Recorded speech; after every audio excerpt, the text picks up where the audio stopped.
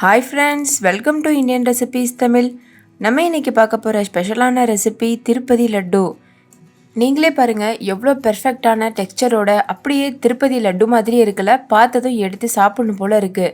டேஸ்ட்டும் அப்படியே கண்டிப்பாக திருப்பதி லட்டு போலவே இருக்கும். யாருமே கண்டுபிடிக்க மாட்டாங்க நீங்களே வீட்டில் செஞ்சதுன்னு சொல்லி, அவ்வளோ பெர்ஃபெக்டாக இருக்கும். நிறைய பேர் கமெண்ட்டில் இந்த ரெசிபியை ரெக்வஸ்ட் பண்ணி கேட்டிருந்தீங்க. ஆனால் நான் ஒரு 2-3 டைம்ஸ் ட்ரை பண்ணி பார்த்துட்டு பெர்ஃபெக்டான டேஸ்ட் வந்ததுக்கப்புறம் தான் இப்போ உங்களுக்கு அப்லோட் பண்ணியிருக்கேன். அதனால தான் கொஞ்சம் டிலே ஆயிடுச்சு. ஸோ இதில் சொல்லியிருக்க ரேஷியோ படி அப்படியே பண்ணுங்கள். பெர்ஃபெக்டான லட்டு நீங்களும் வீட்டில் சுலபமாக பண்ணிட முடியும். ரேஷியோ மட்டும் மிஸ் பண்ணிடாதீங்க. இப்போ வாங்க ஃப்ரெண்ட்ஸ், நம்ம வீடியோக்குள்ளே போய் இந்த ரெசிபி எப்படி செய்கிறதுன்னு பார்க்கலாம். இந்த ரெசிபி பண்ணுறதுக்கு ஒரு மிக்சிங் பவுலில் அரை கப் அளவு சர்க்கரை சேர்த்துக்கோங்க. இது 100 கிராம் அளவு சர்க்கரை இருக்கும். கூடவே அரை கப் அளவு அரிசி மாவு, இதுவும் 100 கிராம். அதுக்கப்புறமா இதில் 1 கப் அளவு பால் சேர்த்துக்கோங்க. இது 200 ml அளவு பால். நல்ல கெட்டியான பால் சேர்த்துக்கோங்க. காய்ச்சி ஆற வச்ச பால் சேர்க்கணும். சேர்த்துட்டு இது போல் நல்லா மிக்ஸ் பண்ணிக்கோங்க. கொஞ்சம் கூட கட்டிகள் இருக்கக்கூடாது. இது நம்ம பூந்தி லட்டு செய்கிற மாதிரியே தான், ஆனால் கொஞ்சம் பொருட்கள் ரேஷியோ மாறுபடும். அதே மாதிரி டேஸ்ட்டும் பூந்தி லட்டு சாப்பிட்ட மாதிரி இருக்காது. கண்டிப்பாக வேறு மாதிரி வித்தியாசமாக இருக்கும். அவ்வளோதான். இப்போ பாருங்கள், நல்லா கட்டிகள் இல்லாமல் நல்லா கலந்தாச்சு. இதுக்கப்புறமா ஒரு சன்னி வச்சுருங்க. அதில் கடலை மாவு சேர்க்கணும். நான் 2 கப் அளவு கடலை மாவு சேர்த்துருக்கேன். ஃபஸ்ட்டு 1 கப் கடலை மாவை சேர்த்து ஜலிச்சுக்கிறணும். அதுக்கப்புறம் இன்னொரு கப் கடலை மாவு சேர்த்து ஜலிச்சு சேர்க்கணும். 2 கப் அப்படின்றது மொத்தமாக 400 கிராம் அளவு கடலை மாவு சேர்த்துருக்கேன். கடலை மாவு ஜலிச்சு தான் சேர்க்கணும். அப்போ தான் கொஞ்சம் கூட கட்டிகள் இல்லாமல் நம்ம மிக்ஸ் பண்ணும்போது ஈஸியாக இருக்கும். அதே மாதிரி பூந்திகளும் ஹார்ட் ஆகாமல் நல்லா சாஃப்டாக இருக்கும். இப்போ ஒரு விஸ்க் வச்சுட்டு நல்லா இதை கலந்துக்கோங்க. கொஞ்சம் கூட கட்டிகள் இல்லாமல் நல்லா கலந்துக்கிறணும். இந்த மாவு ரொம்ப கெட்டியாக இருக்க மாதிரி தோணுச்சுன்னா கொஞ்சம் போல் பால் சேர்த்து நல்லா கலந்துக்கோங்க. உங்களுக்கு பால் விருப்பம் இல்லைன்னா நீங்கள் தண்ணி கூட சேர்க்கலாம். ஆனால் பால் சேர்த்து கலக்கும்போது தான் அந்த லட்டு டேஸ்ட் அப்படியே கிடைக்கும். இப்போ பாருங்கள், ஓரளவு நல்லா மிக்ஸ் பண்ணியாச்சு. இப்போவும் மாவு கொஞ்சம் கெட்டியாக இருக்க மாதிரி இருக்குது. அதனால் இன்னும் கொஞ்சம் பால் சேர்த்துனா கலந்துக்க போகிறேன். கெட்டியான பால் சேர்த்து கலந்துக்கோங்க. பால் சேர்த்துட்டு மறுபடிக்கும் கரெக்டான கன்சிஸ்டன்சி வர்றது வரைக்கும் நல்லா மிக்ஸ் பண்ணிக்கோங்க.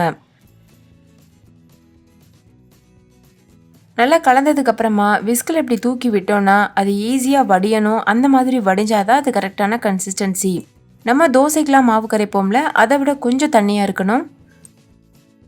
அவ்வளோதான். இப்போ பாருங்கள், நல்லா கரைச்சாச்சு. இது கரெக்டான கன்சிஸ்டன்சி. இப்போ இது ஒரு ஓரமாக அரை மணி நேரம் வச்சுருங்க. இது லேசாக புளிக்கட்டும்.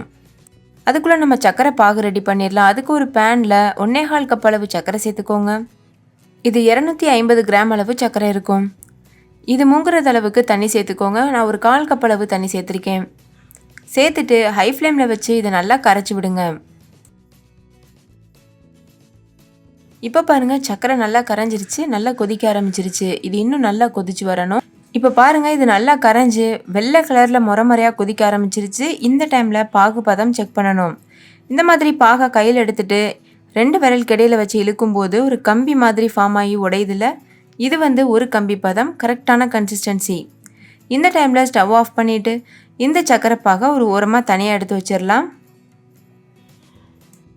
அதுக்கப்புறமா பூந்தி பொரிக்கிறதுக்கு ஒரு கடாயில் நெய் சேர்த்துக்கோங்க. பொரிக்க தேவையான அளவு நெய் சேர்த்துக்கோங்க. பொதுவாக திருப்பதி லட்டுனாலே நெய்யில் பொரித்து செஞ்சால் தான் கரெக்டான டேஸ்ட்டு கிடைக்கும். உங்களுக்கு நெய் விருப்பம் இல்லைன்னா நீங்கள் தாராளமாக எண்ணெய் யூஸ் பண்ணிக்கிறலாம். நார்மலாக நீங்கள் வீட்டில் யூஸ் பண்ணுற எண்ணெயிலே கூட பொரிக்கலாம். நான் உங்களுக்கு கரெக்டாக செய்து காமிக்கணுன்றதுக்காக அப்படியே அந்த ரெசிபியை பண்ணி காமிச்சிருக்கேன். அதனால் நெய்யில் பொரிச்சிருக்கேன். இப்போ அந்த நெய் நல்லா உருகட்டும். நெய் நல்லா உருகிருச்சு. நல்லா சூடாக இருக்குது. அதுக்கப்புறமா பூந்தி தட்டு இது மாதிரி வச்சுருங்க. பூந்தி தட்டு இல்லைன்னா நம்ம வீட்டில் இருக்கக்கூடிய அரிக்கரண்டி கூட நீங்கள் யூஸ் பண்ணலாம். அதில் மாவை இந்த மாதிரி ஊற்றிட்டு லேசாக அந்த கரண்டியை டேப் பண்ணி விடுங்க. நம்ம கரண்டியோட கைப்பிடி இருக்குல்ல, அதில் லேசாக உங்கள் கையை வச்சு லேசாக அந்த மாதிரி தட்டுங்க. அப்போ அந்த பூந்திகள் ஈஸியாக கீழே விழுகும். நல்லா முட்டையாக அழகாக பந்து மாதிரி வரும். இப்போ இதை ஹை ஃப்ளேமில் வச்சு கோல்டன் ப்ரௌன் கலர் வரது வரைக்கும் வெயிட் பண்ணுங்கள். நம்ம நார்மல் பூந்தி லட்டு செய்யும்போது பூந்திகள் சாஃப்டாக இருக்கணும்னு சொல்லியிருப்பேன்ல, இதில் கொஞ்சம் ஹார்டாக இருக்கணும். அதனால் ஹை ஃப்ளேமில் வச்சு ப்ரௌன் கலர் வரது வரைக்கும், கோல்டன் ப்ரௌன் கலர் வரது வரைக்கும் வெயிட் பண்ணுங்கள். நம்ம இந்த மாவில் சர்க்கரையும் அரிசி மாவும் சேர்த்துருக்கிறதுனால சீக்கிரமாகவே ப்ரௌன் கலரில் வர ஆரம்பிச்சிடும். இந்த மாதிரி 2 பக்கம் திருப்பி விட்டு நல்லா பொரிச்சு எடுக்கணும். நீங்கள் மாவு கரெக்டான கன்சிஸ்டன்சியில் கலந்துருந்தா தான் பூந்தி இந்த மாதிரி முத்து முத்தாக கிடைக்கும். அப்படி இல்லைன்னா ஒருவேளை தட்டையாயிரும், இல்லைன்னா வாளாக பிரிஞ்சு போயிடும். இப்போ பாருங்கள், கோல்டன் ப்ரௌன் கலரில் பூந்திகள் சூப்பராக தயாராகிருச்சு. இதை நம்ம வெளியில் எடுத்துகிட்டு நம்ம ஏற்கனவே செஞ்சு ஒரு உரமாக வச்சுருக்கோம்ல சக்கரை பாகு, அதில் சேர்த்துடணும். நீங்களே பாருங்கள், கொஞ்சம் பூந்திகள் கிறிஸ்பியாக இருக்க மாதிரி இருக்குது. இது கரெக்டான பக்குவம்.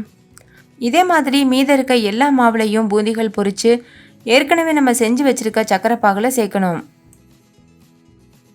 நீங்கள் சக்கரை பாகில் சேர்க்கும்போது சக்கரை பாகு ரொம்ப கட்டியாக இருக்க மாதிரி இருந்ததுன்னா நீங்கள் சூடு பண்ணி அதை இலக வச்சுட்டு அதுக்கப்புறமா சேருங்க. இப்போ பாருங்கள், நான் சக்கரை பாகில் சேர்த்துருக்கேன். எனக்கு சக்கரை பாகு கொஞ்சம் கெட்டியான மாதிரி இருந்தது. அதனால் சூடு பண்ணி அதை இலக வச்சுட்டு அதுக்கப்புறமா அந்த பூந்திகளை சேர்த்துருக்கேன். இதே மாதிரி ஒவ்வொரு பேட்சாக பூந்திகளை பொரித்து இந்த சக்கரை பாகில் சேர்த்துக்கிட்டே இருக்கணும். சேர்த்துட்டு ஒரு தடவை இந்த மாதிரி கலந்து விட்டுருங்க. அப்போ தான் அந்த பூந்திகள் சக்கரை பாகை நல்லா உள்ளே இழுத்துக்கும். நம்ம மாவுலையும் சக்கரை சேர்த்துருக்கோம், சக்கரை பாகும் தயார் பண்ணியிருக்கோம். அதனால் இது நல்லாவே ஸ்வீட்டாக இருக்கும். அதனால் நீங்கள் ஸ்வீட் இன்னும் கொஞ்சம் ஜாஸ்தியாக போடலாமேன்னு போட்டுற வேணாம். இது கரெக்டான ரேஷியோவாக இருக்கும். இதே மாதிரி எல்லா பூந்திகளையும் சேர்த்ததுக்கு அப்புறமா இதை அப்படியே ஆற வச்சுருங்க. வெதுவெதுப்பான சூடு வர்றது வரைக்கும் இதை ஆறட்டும். ரொம்ப ஆறிடக்கூடாது. அப்படி ஆறிடுச்சுன்னா பூந்திகள் பிடிக்கவே முடியாது. அதனால் வெதுவெதுப்பான சூடு வர வரைக்கும் ஆற வச்சுட்டு அதுக்கப்புறமா நம்ம லட்டு பிடிக்க ஆரம்பிச்சிடலாம். இப்போ எல்லா பூந்திகளையும் பொரித்து சேர்த்துருக்கேன். இது ஒரு தடவை நல்லா கலந்துடலாம். இது வெதுவெதுப்பான சூடு வர வரைக்கும் இருக்கட்டும். இப்போ பாருங்கள், இது வெதுவெதுப்பான சூட்டுக்கு வந்துருச்சு. ஆனால் பூந்திகள் ஒன்றும் தனித்தனியாக இருக்குது பாருங்கள். இது அப்படியே கூட நீங்கள் ஸ்டோர் பண்ணி வச்சு பூந்திகளாகவே கூட சாப்பிடலாம். நம்ம இன்றைக்கி லட்டு பண்ண போகிறதுனால நம்ம இன்றைக்கி லட்டு பிடிக்க போகிறோம். இது இப்படியே பூந்திகள் ரொம்ப உதிரியாக இருக்கிறதுனால லட்டு பிடிக்க வராது. அதனால் பாதி பூந்தியை எடுத்துகிட்டு மிக்சி ஜாரில் போட்டு நல்லா அரைச்சிக்கோங்க. குறப்பாக அரைச்சிக்கிறணும். பாருங்கள், இந்த அளவுக்கு அரைச்சா போதும். இந்த மாதிரி அரைச்சிட்டு நம்ம ஏற்கனவே பொரிச்சு வச்சுருக்க பூந்தியில் சேர்த்துருங்க. சேர்த்துட்டு அது எல்லாத்தையும் ஒன்று சேர நல்லா கலந்துக்கோங்க. பாதி பூந்திகளாக வச்சுட்டேன், பாதி பூந்தியை அரைச்சிருக்கேன். ஒன்று சேர கலந்துட்டு அதுக்கப்புறமா லட்டு பிடிங்க. அப்பவும் கூட உங்களுக்கு உதிரியாக இருக்க மாதிரி இருந்ததுன்னா லேசாக அதை ஹீட் பண்ணிக்கோங்க, சூடுபடுத்திக்கோங்க. அப்போ அது லேசாக இலக ஆரம்பிக்கும். அதுக்கப்புறம் நீங்கள் லட்டு பிடிக்க ஈஸியாக இருக்கும்.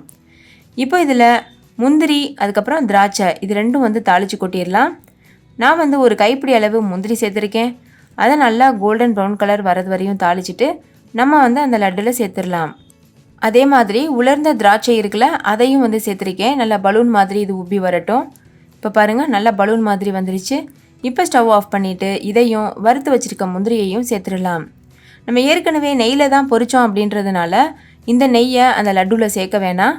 முந்திரியையும் திராட்சையும் மட்டும் தனியாக சேர்த்துடலாம். நீங்கள் எண்ணெயில் பொரிச்சிருக்கீங்க பூந்தியை அப்படின்னா கண்டிப்பாக இந்த நெய்யை அதில் சேர்த்துருங்க. அப்போ தான் லட்டு சுவையாக இருக்கும். அதுக்கப்புறமா நம்ம பொரிச்சு வச்சுருக்கிற உலர் திராட்சைகளையும் சேர்த்துடலாம். சேர்த்துட்டு இதை நல்லா மிக்ஸ் பண்ணிக்கிறலாம்.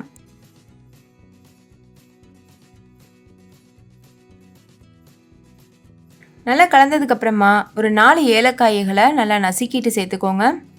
சேர்த்துட்டு இதை நல்லா மிக்ஸ் பண்ணிக்கோங்க. உங்களுக்கு விருப்பம் இருந்ததுன்னா நீங்கள் பச்சை கற்பூரம் ஒரு துளி அளவு சேர்த்துக்கிறலாம். நான் இன்றைக்கி சேர்க்கலை. ஆனால் அது சேர்த்திங்கன்னா நல்லா ஃப்ளேவர்ஃபுல்லாக இருக்கும். இப்போ அவ்வளோதான் ஃப்ரெண்ட்ஸ், நம்ம இதை லட்டுகள் பிடிக்க ஆரம்பிச்சிடலாம். கொஞ்சம் போல் மாவள்ளிட்டு நல்லா உள்ளங்கையில் வச்சு ப்ரெஸ் பண்ணி டைட்டாக உருட்டுங்க. அப்போ தான் லட்டு நம்ம ஸ்டோர் பண்ணும்போது கூட உதிர்ந்து போகாமல் இருக்கும். அவ்வளோதான் ஃப்ரெண்ட்ஸ், நம்மளுடைய திருப்பதி லட்டு சூப்பராக தயாராகிருச்சு. பார்க்குறதுக்கு மட்டும் இல்லை, டேஸ்ட்டும் அப்படியே திருப்பதி லட்டு போலவே இருக்கும். கண்டிப்பாக ட்ரை பண்ணி பாருங்கள். வீட்டில் இருக்க சின்ன குழந்தைங்கள்லேருந்து பெரியவங்க வரைக்கும் கேட்டு வாங்கி சாப்பிட்டுக்கிட்டே இருப்பாங்க. அவ்வளோ சுவையாக இருக்கும். இதை நீங்கள் ஸ்டோர் பண்ணி வச்சு 15 நாள் வரைக்கும் கூட சாப்பிடலாம். கெட்டு போகாமல் இருக்கும். ஃப்ரிட்ஜில் வச்சிங்கன்னா 1 மாதம் கூட கெட்டு போகாது. இதே மாதிரி மீதி இருக்க எல்லா லட்டுகளையும் உருட்டி தயார் பண்ணிடலாம். ஸோ ஃப்ரெண்ட்ஸ், கண்டிப்பாக நீங்களும் ட்ரை பண்ணி பாருங்கள். ட்ரை பண்ணிவிட்டு உங்கள் எக்ஸ்பீரியன்ஸ் எப்படி இருந்ததுன்னு கமெண்ட்லேயும் கூட ஷேர் பண்ண மறந்துடாதீங்க. நீங்கள் இந்த லட்டுவை ட்ரை பண்ணிவிட்டு உங்களுக்கு எப்படி வந்ததுன்ற லட்டு ஃபோட்டோவை என்னோடய இன்ஸ்டாகிராம் பேஜில் ஷேர் பண்ண மறந்துடாதீங்க. அதோட லிங்க் இந்த வீடியோக்கு கீழே இருக்க டிஸ்கிரிப்ஷன் பாக்ஸில் இருக்குது. ஓகே ஃப்ரெண்ட்ஸ், இன்னொரு சூப்பரான ரெசிபியோட நான் உங்களை சந்திக்கிறேன். அதுக்கு முன்னாடி நம்ம சேனல் இந்தியன் ரெசிபிஸ் தமிழை சப்ஸ்கிரைப் செய்யாத நண்பர்கள் சப்ஸ்கிரைப் செய்துக்கோங்க. பக்கத்தில் இருக்க பெல் சிம்பலையும் கிளிக் பண்ணிவிட்டு ஆல்ன்ற ஆப்ஷனையும் கிளிக் பண்ணி சேவ் பண்ணிக்கோங்க. தேங்க்யூ. பாய்.